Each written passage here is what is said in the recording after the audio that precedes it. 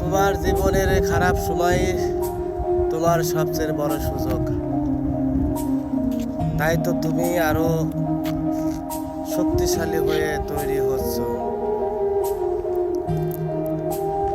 যারা সবকিছু পেয়ে জন্মায় তারা কেবল বাঁচে, আর যারা কিছুই পায় না তারা ইতিহাস গড়ে। হয়তো তুমি এখন খালি হাতে বসে আছো, কিন্তু মনে রাখো, যারা ভাঙা ঘর থেকে শুরু করে তাদের নামেই একদিন বিল্ডিং ওঠে। হয়তো আজকে কেউ তোমার কষ্ট দেখছে না, কিন্তু একদিন সবাই তোমার জয়ের গল্প শুনবে। তোমার এই জীবনের সংগ্রামটাই একদিন হাজারো মানুষকে জাগিয়ে তুলবে।